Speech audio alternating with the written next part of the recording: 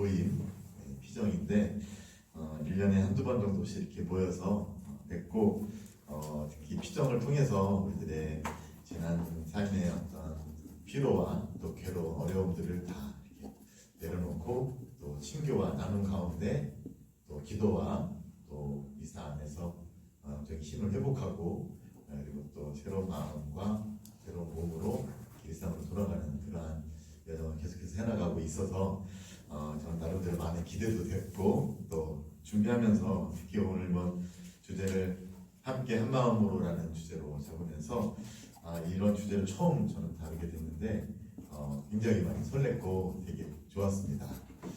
함께 한 마음으로 방금 사도행전에 나오는 말씀이죠. 사실 평소에는 이 말씀을 제가 잘 주목하지 못했어요.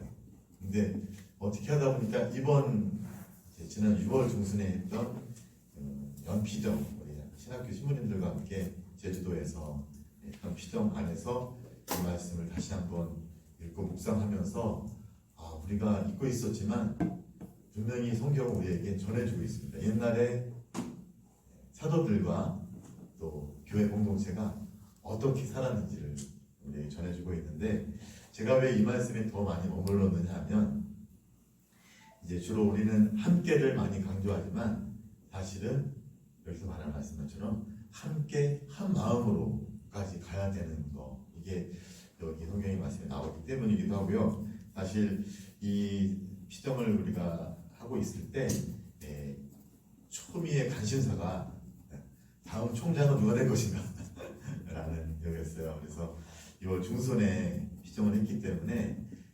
총장 그 임명 소식이 6월 25일인가 6일에 나왔는데 그 전까지 신학교 신부님들은 과연 누가 총장이 될 건가라고 이렇게 많이 관심을 갖고 서로 이야기를 했는데 사실 사람들은 누가 총장이 될 것인가에 많이 관심을 가졌었다면 저는 뭐 제가 될 수도 있고 딴 사람이 될 수도 있는데 누가 되는 것보다도 누가 된다면 그러면 어떠한 과제가 주어질까 이런 생각을 했었고 그리고 그 성경 말씀을 읽으면서 새 총장의 어떤 과제는 그 구성원들이 함께만이 아니라 늘 말씀드리지만 이 함께가 좋은 사람들이 이렇게 할 게면 좋아요. 근데 이게 잘 안 맞고 다른 사람들 이런 사람들이 함께 할 때는 이 함께가 고역이고 굉장히 무거운 짐이 될 수 있기 때문에 우리한테 중요한 건 함께만이 아니라 그 함께하는 사람들이 어떻게 마음을 하나로 모을 수 있느냐 그리고 총장 같은 그런 직책을 맡은 사람의 해야 할 일은 바로 사람들의 마음을 하나로 연결해주는 이어주고 친교를 위해 봉사하는 일이 아닐까 이런 생각을 하면서 이 주제를 준비했습니다. 말씀드린 것처럼 함께 두 얼굴이 있죠. 서로가 처음 만났을 때는 호기심에 또 서로를 더 잘 알고 싶기도 하고 하면서 또 기쁘고 행복한 마음을 많이 또 경험하지만 서로가 서로에게 힘이 되고 위로가 되기도 하지만 또 살다 보면 조금씩 단점이 보이기 시작하는 거죠. 그리고 나와도 너무 다른 그런 모습들 또 행동과 말투 어느 순간 어떤 사람의 모든 게 다 나에게 거슬릴 때가 오는 거죠. 그러면서 함께 한다는 게 얼마나 괴로운 것인지 또 잘 경험하게 되는데 신학교에 입학했을 때 너무 좋았어요. 근데 좀 지나다 보니까 조금씩 눈에 이렇게 거슬리는 친구가 생기면서 점점 이렇게 막 모르겠어요. 저만 그랬는지 그냥 나타나기만 하면 그냥 괜히 기분이 안 좋아지고 좀 내 눈앞에 안 보였으면 사라져줬으면 하는 그런 생각이 많이 들었던 기억이 납니다. 근데 이게 저희 신학교 생활만이 아니라 어디를 가든지 어떤 모임이든지 다 그런 일이 생기는 것 같아요. 그러다 보니까 사람들이 이렇게 좀 서로 맞는 사람들끼리 이렇게 자연스럽게 짝을 짓고 그룹을 형성하면서 또 대부분 또 다른 사람들을 향한 어떤 그런 또 안 좋은 얘기를 많이 하게 되는 것도 자연스러운 모습이 아닐까. 그게 이게 함께 하면서 우리가 잘 맞지 않는다는 거, 서로가 다르다는 걸 우리가 경험하기 때문이 아닐까 생각이 드는데, 사실 그런 경험으로 인해서 우리는 많은 사람들과 또 이제 척을 지기도 하고, 이제 척진다는 얘기 하잖아요. 옛날에 막 주교 후보 막 거론될 때 어떤 신부님께서 저에게, 한 신부, 자넨 어느 누구하고도 척지면 안 돼. 큰일 나. 왜냐면 한두 사람이라도 이렇게 안 좋은 얘기 이렇게 또 쓰게 되면 뭐 좀 안 좋은 일이 있을까, 그런 말씀을 하신 적이 있는데, 저 그것 때문에 많이 좀 이렇게 마음적으로 좀 불편한 게 많이 있었는데, 아무튼 이렇게 살다 보면 척을 지게 되기도 하고, 또 좋지 않은 일이 생기고, 오해가 생기고, 또 감정이 상하는 상처를 입게 되는 일들이 많기 때문에 오랜 동안 사람들과 멀어지고, 또 관계를 끊고, 심지어는 가족들끼리도 그런 일이 많이 생기기도 하는 것이죠. 그런데 또 희한한 거는, 시간이 지나면 우리도 모르는 사이에 이게 조금 이렇게 아물어지죠. 상처가 아물어진 듯 생각이 들기도 하고, 또 다 옛날에 또 어렸을 때 있었던 일, 철없을 때 있었던 일하고 이렇게 넘기면서 기회가 되면 또 그런 사람들과 다시 또 소식을 주고받고 대화를 하고 사귀고 하면서 또 새로운 또 관계를 맺는 경우도 있죠. 저는 사실 그럴 때 굉장히 많은 행복감을 느끼는 것 같아요. 그동안 오해로 인해서 멀리 떨어지고 또 약간 감정이 상해 있었는데, 어느 날 어떤 친구가 와서 자연스럽게 얘기하면서, 그래, 그때는 정말 내가 미안했다. 내가 정말 어린 마음에 아무것도 모르고 오해해서 너한테 그랬는데, 지금 와서 보니까 내가 철이 없었다. 미안해라고 그런 얘기하고 화해의 어떤 제스처를 취했을 때, 그때 그냥 마음이 높고, 사실은 큰 상처를 입었으면 다 잊었어. 왜 그래. 고마워하면서 이렇게 했던 그 화해를 할 때 느꼈던 그 행복과 기쁨도 우리가 다 경험했던 게 아닐까 생각이 듭니다. 그래서 이렇게 제가 써봤어요. 화해가 제일 우리에게 큰 행복을 주고, 그리고 결국에 우리가 함께 할 수밖에 없는 거라면, 그러면 우리에게 숙제는 이 함께, 때로는 기쁨을 주지만 때로는 괴로움의 이 원천이 되는 이 함께를 우리는 어떻게 살아가야 할까, 이게 우리에게 맡겨진 숙제가 아닐까 생각이 들었고, 그래서 오늘 복음의 독서 사도행전에 나온 말씀처럼 이 함께 한 마음으로라는 것은 도대체 그러면 우리는 어떻게 살아갈 수 있을까, 이런 생각을 좀 하면, 어쩌면 이번 비정을 통해서 우리가 그동안 맺어왔던 관계들, 또 그 안에서 있었던 어려움들, 그런 것들을 좀 달리 보고, 또 우리 마음을 또 달리 먹고, 그리고 다른 마음으로 돌아가서 그런 마음을 다시 쉴 수 있는 그런 좋은 계기가 또 주어질 수 있지 않을까 생각을 보게 되었습니다.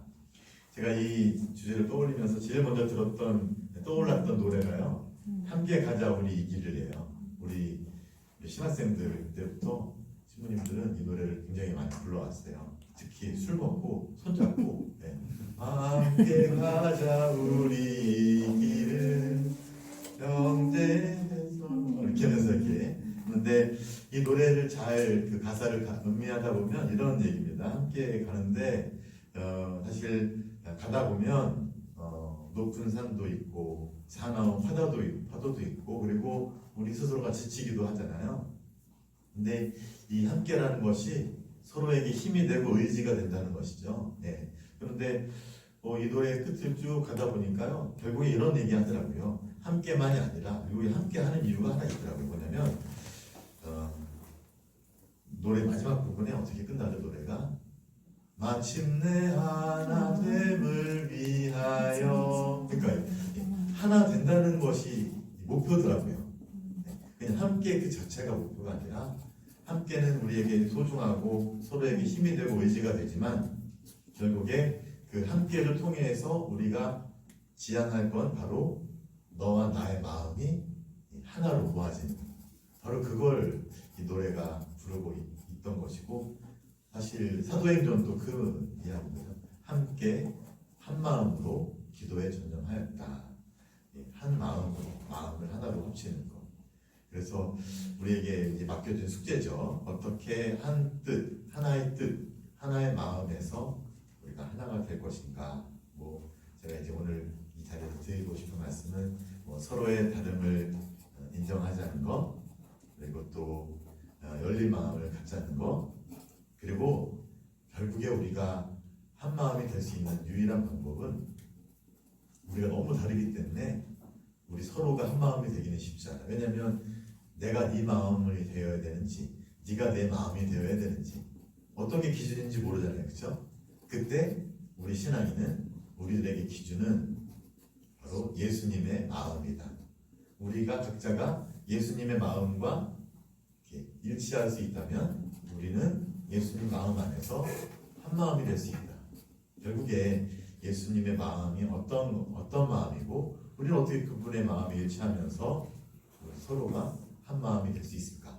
이런 식으로 한번 생각해 보면 좋을 것 같다는 생각이 들었습니다. 그래서 제가 오늘 시작하면서 제일 먼저 강조드리고 싶은 말씀은 바로 그리스도의 마음입니다. 고린도 1서 2장 말씀, 이런 말씀 있죠. 같이 읽어볼까요? 누가 주님의 마음을 알아 그분을 가르칠 수 있겠습니까? 그러나 우리는 그리스도의 마음을 지니고 있습니다. 사실 우리가 이미 그리스도의 마음을 지니고 있어요. 근데 우리는 때로는 그리스도의 마음과 우리의 마음 사이에서 갈등하고 그리스도의 마음이 아닌 우리의 마음에 더 이렇게 무게를 두고 살아가게 되면서 사실 우리들의 불행의 제일 뿌리는 예수님 마음이 아닌 우리 마음을 따라 사는 것이 아닐까 생각이 드는데, 그러면 예수님의 마음은 어떤 것인가? 바로 저는 여러 가지 성경에서 찾아볼 수 있지만 그 중에서 바로 공감하는 마음, 이게 자비의 뜻이거든요. 자비의 또 다른 표현인데, 공감하는 마음, 다시 말하면 연민하고 동정하는 마음, 상대방의 처지를 나의 것처럼 여기는 마음, 함께 느끼고 함께 그 아픔을 나누는 그런 마음이 바로 예수님의 마음인데, 바로 우리가 그 예수님의 마음과 하나 될 수 있다면 우리는 진정 한 마음으로 살아갈 수가 있다는 것이죠. 잠깐 그래서 신약 성경의 몇몇 부분만 이렇게 떠올려봐도 예수님의 마음이 어떤 마음인지 잘 알 수가 있죠.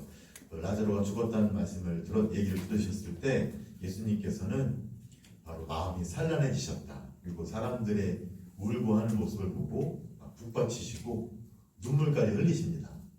예수님은 당신의 죽음도 아니고 당신의 슬픔도 아닌데 바로 라자로 때문에 괴로워하고 힘들고 슬퍼하는 가족들과 또 그를 찾아온 사람들의 모습, 그 장례식장의 모습이죠. 그걸 보시고 마음이 북받치셔서 산란해지시고 눈물을 흘리셨다. 바로 상대방의 그러한 처지를 정말 당신 것처럼 느끼고 여기는 그런 마음을 예수님께서 지니고 계셨다는 걸 우리는 볼 수가 있을 것 같아요. 그래서 우리가 한 마음으로라는 주제를 갖고 시작할 때 우리들의 모든 것에 이제 기본 초점은 바로 예수님의 마음을 기준으로 모시고 어떻게 하면 우리가 그분의 마음에 더 일치할 수 있을까를 한번 고민해 볼 필요가 있다. 이런 말씀 드리면서요. 저는 자연스럽게 한번 우리가 생각을 해볼 수 있을 것 같아요. 어떤 생각이냐면 실제로 우리는 예수님의 마음을 지니고 있고 그리고 한 마음으로 살아가고 있어요. 우리가 의식하지 못할 뿐이지. 여러분들 전례 특히 미사 때를 생각해 보시면 왜 우리는 미사를 혼자 드리지 않고 같이 모여서 할까? 우리는 공동체가 함께 한 목소리로 똑같은 경문을 내고 함께 미사를 봉헌할까? 개신교의 경우는 모르겠습니다. 미사가 아니라 예배라고 하고 주로 목사님의 설교 그리고 이제 찬양을 많이 하는데 찬양은 이제 함께하는 노래이긴 하지만 많은 경우에 이렇게 좀 개신교 신자들이 노래하고 기도하고 하는 걸 보면 굉장히 이렇게 자기 스스로 기도를 하는 모습을 많이 보게 되는데 우리는 함께 기도를 하잖아요. 그죠? 그런 게 너무 자연스럽긴 한데 그게 또 우리가 한번 의식해 볼 필요가 있는 것이죠. 그래서 우리가 미사 시작할 때 신부님께서 성호경 듣고 주님께서 여러분과 함께 할 때 또한 사제와 함께 하면서 한 목소리로 주님께서 사제와 함께 계시기를 함께 청하는 거죠. 한 목소리 한 마음으로. 그리고 복음 이후에 사도신경을 외울 때도 우리는 똑같은 신경을 똑같이 외우죠. 그렇죠? 하나이신 한 분이신 아버지 하느님, 또 그분의 아들 예수 그리스도, 또 교회 안에 살아계시는 성령, 똑같은 목소리로 한 목소리로 똑같은 말로 하나의 믿음을 고백하죠. 그리고 생각해 보면 우리가 참여예전 때 이런 얘기 하잖아요. 기도를 드리면서 이렇게 하잖아요. 전능하신 하느님과 형제들이 고백하오니 하면서 죄를 지었나이다 하고 죄를 고백하죠. 용서를 청하면서 제 탓이요 저의 큰 탓이옵니다 라고 얘기하면서 남의 탓을 하거나 남에게 어떤 용서를 청하라고 하지 않고 자기 스스로 죄를 인정하고 그리고 죄를 뉘우치면서 용서를 하느님께만이 아니라 우리 형제들에게도 용서를 청하는 기도를 올리는 거죠. 놀랍지 않나요? 왜냐하면 사회에서는 있을 수 없는 일이죠. 다 내가 잘났고 다 네 탓인데 우리 교회에서는 다 내 탓이고 그래서 형제에게 나를 용서해달라고 청하는 이런 기도가 우리 미사 때 드린다는 건 그만큼 이 기도문 안에서 우리는 한 마음이 되어서 서로를 위해서 용서를 청할 그런 준비가 되어 있다는 걸 얘기해 준 것이고 그리고 영성체 전에 예수님과 하나 되는 그런 성체를 모시기 전에 우리가 하는 일은 바로 화해의 인사죠. 서로에게 평화의 인사를 나누십시오. 근데 이 평화의 인사가 다시 말하면 그동안 나의 이웃이 때로는 나에게 적이고 나에게 또 멀리 해야 될 원수고 또 앙금이 남아있다면 예수님께서 하신 말씀 기억하시죠? 제단에 예물을 드리려 할 때 너희에게 원하는 사람이 생각나거든 그 제물을 바치는 게 중요한 게 아니라 그 친구와 화해하고 용서를 청하고 다시 와서 예물을 바쳐라. 그러니까 하느님께 중요한 것은 우리가 아무리 좋은 예물이라고 할지라도 그 예물을 받는 것보다 더 중요한 건 우리가 서로에게 서운한 어떤 안 좋고 원한 푸는 일들을 했다면 그걸 푸는 것이 더 중요하다. 그러니까 그런 걸 통해서 우리가 마음을 하나로 모으는 것을 하느님께서는 더 좋아하신다. 그렇기 때문에 영성체를 하기 전에 서로 평화의 인사를 나누면서 서로에게 평화를 빌어주고 혹시라도 있었을 그런 앙금이나 서운함과 원한 푸는 마음을 좀 내려놓고 한 마음이 되어서 예수님의 몸을 모셔라. 이런 취지에서 화해의 인사를 하는 것이 아닌가. 그러니까 우리는 이미 전례 안에서요. 이미 한 마음이 되는 방법을 이미 알고 또 그런 한 마음이 되는 삶을 살면서 전례에 참여하고 있다는 거 생각해 보면 그동안 우리가 좀 잘 의식하지 못했던 것이죠. 특히 우리는 새 성전을 통해서 한 몸, 한 마음이 되었다라고 성경에도 이렇게 또 기록이 되어 있죠. 에베소서 4장 말씀 한번 읽어볼게요. 그리스도의 몸도 하나이고 성령도 한 분이십니다. 주님도 한 분이시고 믿음도 하나이며 세례도 하나이고 만물의 아버지이신 하나님도 한 분이십니다. 우리가 평소에 잘 의식하지 못했는데 우리가 하나라는 거예요. 믿음 안에서 세례 안에서 성령을 통해서 우리의 마음이 하나로 이렇게 이어져 있다는 걸 이렇게 사도의 에베소서 말씀을 통해서 우리들에게 일깨워주고 계시고 고린도 1서 말씀도 마찬가지죠. 결국에 우리가 신앙생활을 하는 이유는 바로 이렇게 하나가 되고 하나가 되는 기쁨을 체험하기 위해서 그걸 살기 위해서 우리가 신앙생활을 하는 것이라는 걸 이 사도 바오로의 말씀들이 전해주고 있지 않을까. 그리고 이렇게 전례, 그 다음에 어떤 우리들의 신앙 고백 이런 것뿐만 아니라 우리들의 봉사도 결국에는 한 마음을 갖고 하는 봉사라는 걸 한번 생각해 볼 필요가 있을 것 같아요. 여기 봉사자분들 많이 계신데 그런데 많은 경우에 봉사하면서 어떻게 보면 기쁨보다는 어떤 상처, 또 부담, 괴로움, 어떻게 하면 이제 이 봉사를 끝나고 나도 평범한 신앙생활을 할 수 있을까, 이런 고민하는 사람들이 되게 많더라고요. 그런데 그러면서 한번 좀 생각해 볼 필요가 있는 것이 바로 봉사를 할 때 서로가 막 갈라지고 또 서로를 시기하고 서로에게 상처 주고 이랬을 때 과연 이런 일들이 왜 생길까? 봉사가 나쁜 것이기 때문일까? 아니겠죠. 봉사는 그 자체로 좋은 건데 왜 그럴까? 어쩌면 그 안에 우리들의 숨겨진 우리들의 내 뜻을 채우려고 하는, 내 뜻을 관철시키려고 하는 어떤 그런 욕망이 있기 때문에, 그것이 앞서기 때문에 오히려 봉사하면서 서로가 갈라지고 또 상처를 주고받는 일이 생기는 것이 아닐까.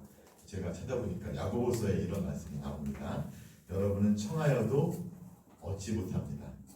여러분의 욕정을 채우는데 쓰려고 청하기 때문입니다. 어쩌면 이렇게 바꿔서 말씀드릴 수 있을 것 같아요. 여러분은 봉사를 통해서 정말로 기쁨과 행복을 얻으려고 하지만 때로는 실망을 경험합니다. 왜냐하면 여러분의 봉사가 순수한 마음이 아니라 그 안에 여러분의 뜻과 여러분의 욕망을 채우려는 그런 숨겨진 생각이, 마음이 있기 때문입니다 라고 야고보서가 우리에게 말씀해 주시는 것이 아닐까. 그래서 나의 뜻이나 나의 욕망이나 욕심이 아니라 하느님께서 과연 어떤 걸 원하실까, 지금 이 상태에서 우리에게 함께 우리 안에 이루어지도록 원하시는 뜻이 무엇일까를 생각하는 마음으로 봉사한다면 우리는 우리의 서로 다름으로 인해서 생기는 이러저러한 갈등과 그런 상처들을 충분히 뛰어넘어서 함께 한 마음으로 이렇게 살아갈 수 있지 않을까라는 생각도 해보게 됩니다. 물론 이게 말처럼 쉬운 것은 아니지만 이런 생각을 해봤습니다. 우리 집에서 아이들이 이렇게 싸울 때, 아니 부모님들이 싸우실 때 그래도 막 아이를 봐서 부모님이 싸움을 멈추고 다시 화해를 하시잖아요. 그래서 끝까지는 안 가시잖아요, 그렇죠? 왜요? 자식 때문에. 그러니까 자식 때문에 서로 간에 있는 마음의 어떤 상처와 갈등들을 내려놓고 아이를 위한 마음 안에서 하나가 될 수 있는 것이죠.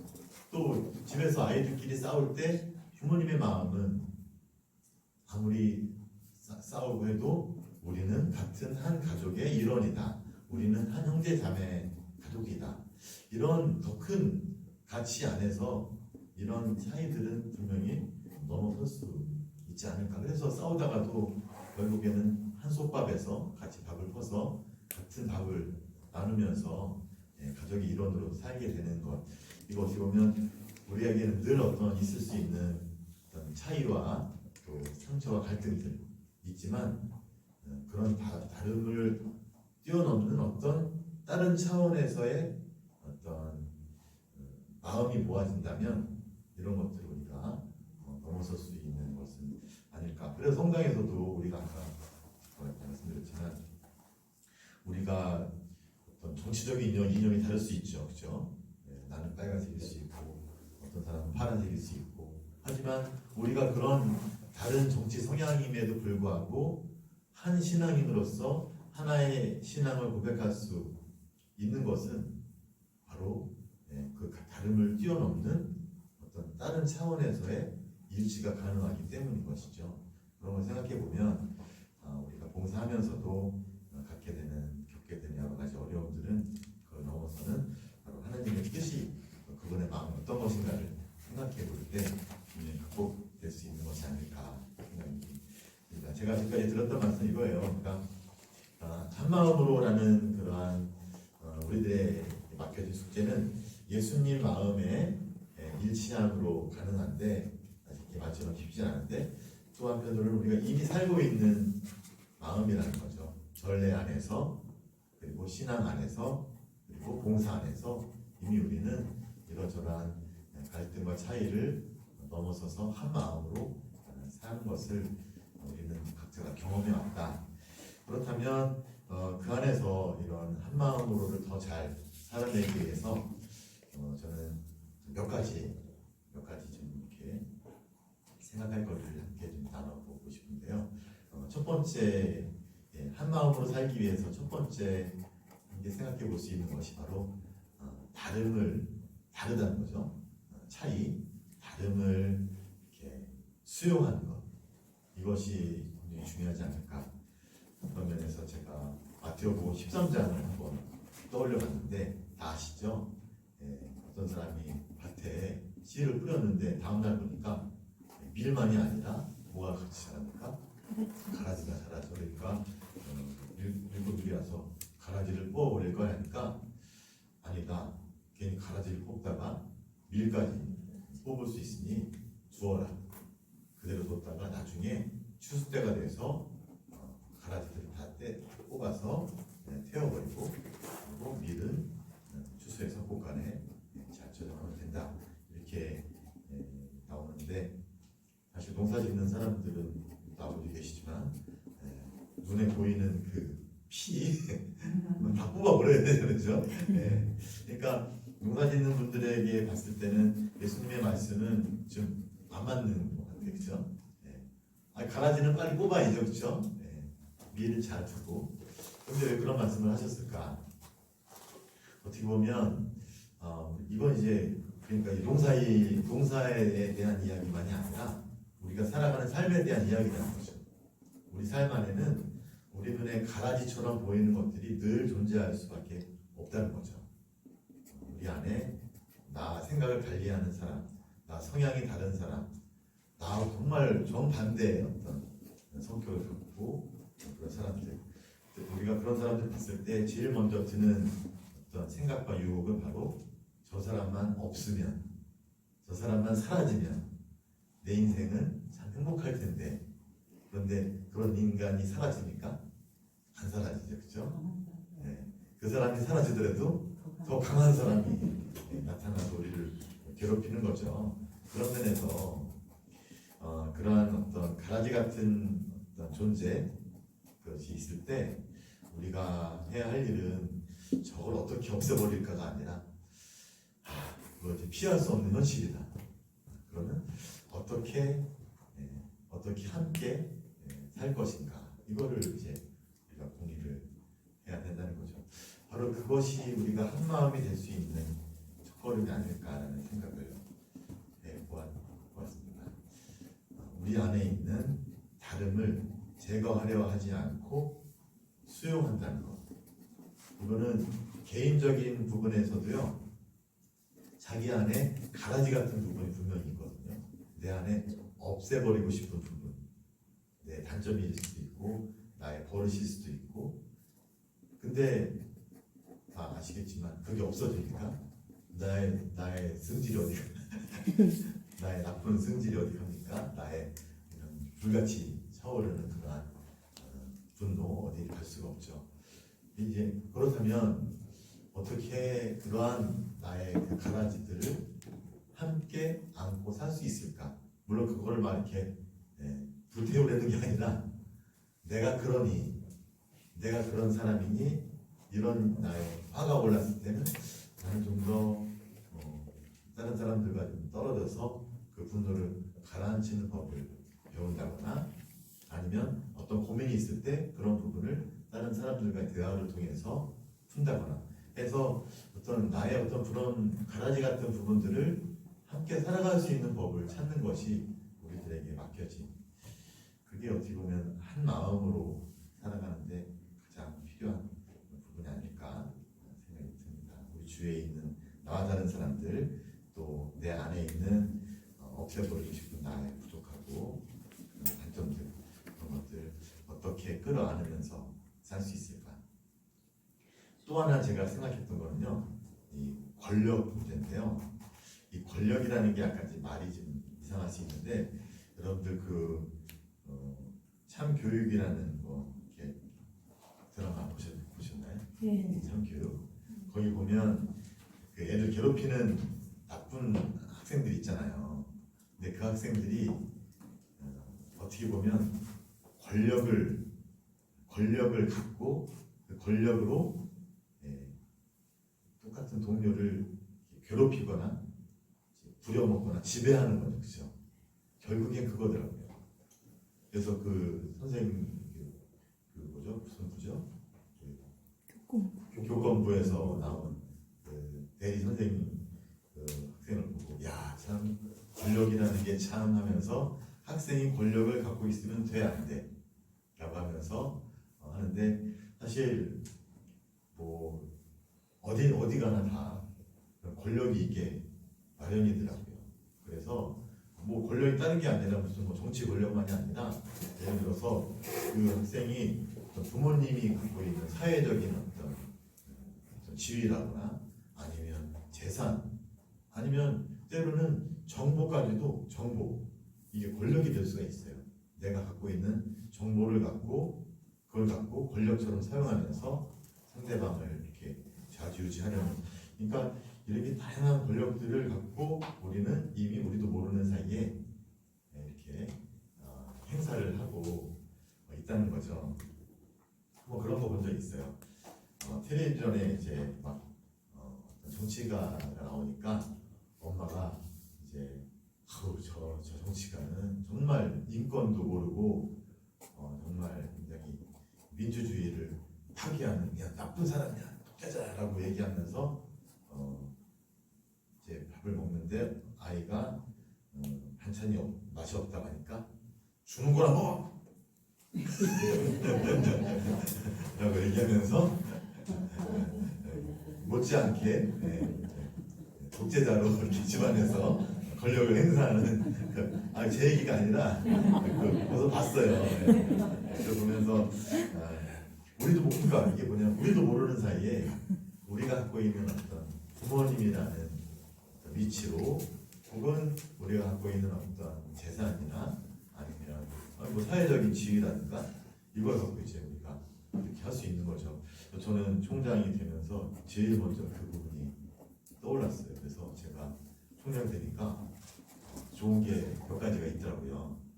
방도 넓어지고 침대가 커져갖고 침대에서 막 몇 바퀴 굴러도 끝이 안 보이는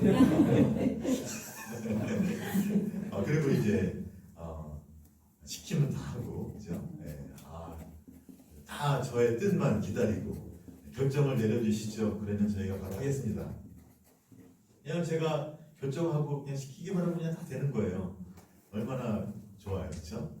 편하고. 근데 저는 다른 한편으로는 진짜 위험한 곳이다. 그래서 제가 이제 뭐 학교만 따지면 학교라고 하는 어떤 그 조직의 꼭지점에 와 있기 때문에 제 위에 아무도 없는 것처럼 착각을 하는 거죠. 제 뜻대로 모든 것을 할 수 있다고 생각하고 했는데 굉장히 위험한 거죠.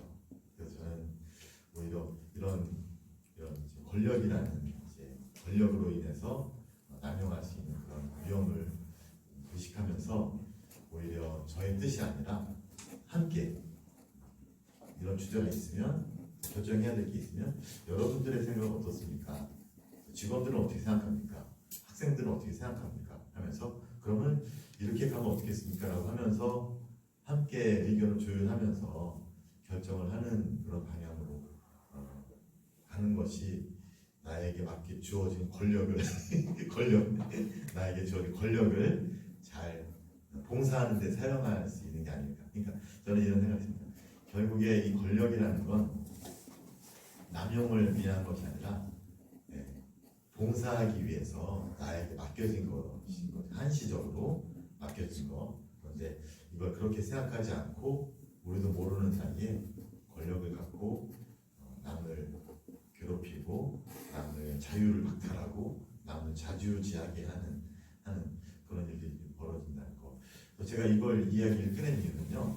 우리가 한 마음으로 우리가 살기 위해서는 이 권력이라는 것이 얼마나 우리에게 큰 유혹인지를 의식하고 이걸 내 마음대로 사용할 것을 내려놓을 수 있을 때 결국에는 다른 사람들의 생각을 묻게 되고 또 우리가 함께 할 수 있는 걸 찾게 되는, 이게 한 마음으로 가기 위해서 진짜 필요한 것이 권력을 남용하는 것이 아니라 봉사를 위해서 사용하는 것이구나라는 것을 묵상하면서 이 주제를 좀 꺼내봤습니다.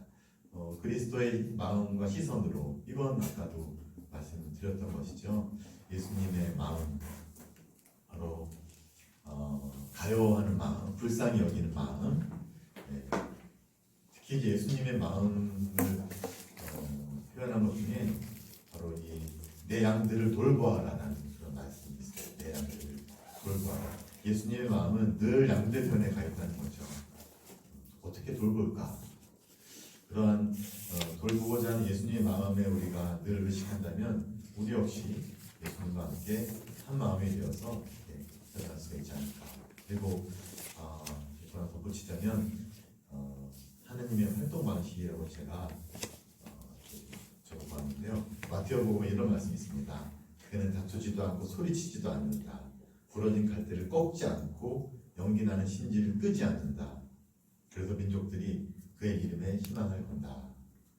그 하느님께서는 어떤 누구도 포기하지 않으신다는 거예요. 하지만 이렇게 윽박지르거나 이렇게 무력으로 그 사람을 이렇게 이끌지 않으신다. 조용히 부드럽게 그 사람의 마음에 다가가서 그 사람이 스스로 응답할 수 있도록 해주시는 그게 바로 하느님의 활동 방식.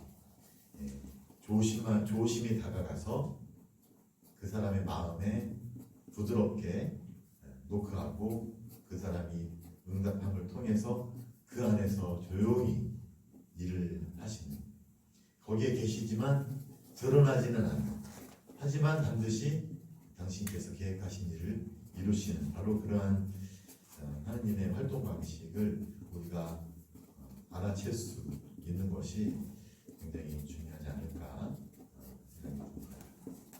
그리고 아마도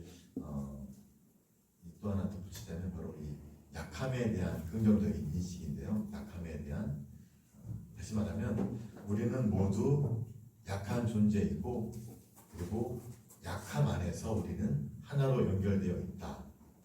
그래서 제가 여기다 쓴 게 뭐냐면, 우리의 이 신앙의 반대말은 불신앙보다는 오히려 과도한 확신, 맹신이라는 거죠. 아마 그때 콘클라베 같은 영화인가요? 거기서 있었던 대사로 기억나는데, 그의 가장 큰 적은 이런 과도한 확신, 맹신이라는, 그러니까 우리가 너무 확신을 할 때 사실은 보이스피싱에 빠지는 이유, 사실은 거기에 대한 확신을 갖고 있는 거 아닙니까? 그 속임수에 대한 그 말을 너무나 믿은 나머지 다른 사람의 이야기를 듣지 않는 거잖아요. 혹은 사이비 종교 이단에 빠진 사람도 마찬가지입니다. 자기가 거기에 빠졌는데 거기에 너무 과도한 확신을 갖고 있기 때문에 거기에 매몰돼 갖고 다른 사람의 이야기를 듣지 않는, 이것이야말로 우리들의 신앙의 가장 큰 적이고, 여기서 벗어날 수 있는 방법은 사실은 우리가 얼마나 약한 존재인지, 얼마나 쉽게 유혹에 빠질 수 있는 존재인지, 악에 물들어서 헤어나올 수 없는 존재인지를 우리가 인정하는 것, 이것이 바로 하나가 될 수 있는 중요한 관문이 아닐까 생각이 듭니다. 그리고 이게 마지막일 텐데요. 공감이라는 단어를 좀 떠올려 봤는데, 우리가 함께여야 하는 이유, 이것은 우리가 살고 있는 것을, 또 경험한 것을 공감받기 위해서가 아닐까. 그래서 한 마음으로, 함께 한 마음으로 살기 위해서 우리에게 가장 중요한 것은 공감이라는 것이죠. 그래서 누군가가 얘기를 했을 때 거기에 대한 판단을 내리지 말고 그 사람 편에서 그 사람이 겪었을 그런 것을 같이 한번 헤아리면서 고개를 끄덕여 주는 것. 그래서 그렇군요. 나 같아도 그럴 것 같습니다. 라고 말할 수 있을 때 우리는 한 마음이 될 수가 있지 않을까 생각이 듭니다. 그 제가 가끔 말씀드리는 건데 고해성사 때 이제 사제가 되어서 얼마 되지 않았을 때는 많이 가르치려고 하는 어떤 강박관념이 있는 것 같아요. 그래서 고해성사를 잘 이제 준비하지 못했거나 잘 보지 못하는 분들에게 그 자리에서 막 이렇게 막 통계를 하고 가르치고 막 이러려고 그러는 것 같아요. 그래서 어떤 분이 이제 고해를 하면 어떤 분들은 되게 간략하게 잘 정리해서 고해를 하는데 어떤 분은 내가 왜 그 죄를 져야만 했는지를 이렇게 자초지종을 다 설명을 하죠. 그러면 이제 그걸 듣다가 젊은 신부는 죄송한데 죄만 고백하시지요. 이렇게 얘기를 해요. 그러면 그 말씀을 하시던 분도 멋쩍죠. 멋쩍인데다가 또 그래서 좀 부끄럽기도 하고 그리고 또 마음이 상할 수도 있죠. 그렇죠? 서운할 수도 있고. 그분은 고해죄에 들어왔지만 죄를 고백하려고 들어왔지만 사실은 내가 죄를 지었기도 했지만 그럴 수밖에 없어서 힘들었던 상황 그걸 공감받기 위해서 들어온 건데 죄만 고백하시죠라고 얘기를 듣는 순간 서운함을 느낄 수 있는데 저도 이제 사제가 된 지 23년 됐는데 이제는 저도 그런 얘기 들으면요 끊지 않아요. 끊지 않고 이렇게 얘기하죠. 그걸 가만히 놔뒀어요? 아이고 어떻게 사셨습니까? 이렇게 아유 나 같아도 정말 그랬을 것 같네요. 이런 얘기를 좀 하게 되더라고요. 물론 이제 그분이 지은 죄를 정당화시키는 건 아니지만 오죽했으면 그 답답함을 풀 데가 없어서 고해소까지 가지고 오셨을까. 그러면 진짜 대부분 정말 되게 감사하는 마음으로 고해를 맞죠. 또 그렇게 얘기하면요 거기서 얘기를 끝이세요. 네. 내가 공감받는구나 하고 이제 끝이시고 그래서 아유 그리고 저 빨리 이제 보석 드리죠. 근데 사실 공감이라는 거가 사실 쉽지는 않죠. 왜 이 자리에 와서 나를 괴롭힐까라는 생각도 때로는 들거든요. 그에 대해서. 하지만 마음을 고쳐먹고 그렇죠. 얼마나 힘드셨을까요. 그래서 하면서 저도 모르게 그 사람의 그분의 마음이 되고 그러면서 저는 자연스럽게 예수님의 마음이 되고 그리고 힘들었지만 고해소에서 나오면서 저도 사제로서 굉장히 뿌듯함을 느낍니다. 근데 그렇지 않고 들어올 때마다 혼내고 성사는 그렇게 보는 게 아닙니다. 성사는 죄만 고백하는 것이고 이렇게 얘기하고 나왔다면 나는 뿌듯함과 기쁨보다는 오히려 더 큰 찝찝함을 좀 느끼면서 나오지 않을까. 공감. 근데 이 고해서만이 아니라 우리 일상 안에서 여러분들 각자에게 많이 이제 고민을 털어놓거나 이러저런 얘기를 하는 사람들에게 이런 공감의 말을 하기는 사실은 쉽지가 않은데 오히려 이렇게 공감할 수 있을 때 우리는 한 마음으로 할 수 있지 않을까. 그래서 종합을 해보면 아까 처음에 드렸던 말씀은 이제 함께라는 것이 명강 안에 있다는 것. 함께. 그래서 때로는 기쁨이지만 때로는 괴로움의 원천이 함께. 우리는 중요한 것은 한 마음으로인데 그 한 마음으로는 예수님의 마음에 일치하는 길이고 그리고 전례와 봉사 안에서 우리들이 체험해온 그런 마음이기도 하다는 것을 좀 의식할 필요가 있고 그렇게 한 마음으로 살기 위해서 우리에게 요청되는 그런 측면들은 5가지로 볼 수 있었는데 하나는 다름을 인정한다는 것, 수용한다는 것 그리고 우리가 우리도 모르는 사이에 권력을 남용할 수 있는데 우리에게 주어진 권력이라고까지 그렇고 책임이나 이런 것들은 봉사하기 위한 것, 섬기기 위한 것임을 우리가 의식할 필요가 있고 이제 인간학 측면을 말씀을 지금 안 드렸는데 또 하나는 뭐냐면 결국에 봉사한다는 건 그 사람의 존엄함, 그 사람도 사랑받고 존중받아야 할 소중한 존재라는 것을 우리가 인정할 수 있어야 된다는 거. 네 번째는 바로 예수님의 마음을 우리가 헤아릴 수 있어야 된다는 거. 마지막으로 하느님의 활동 방식, 성령의 활동 방식인데요. 다름 아닌 부드러움과 또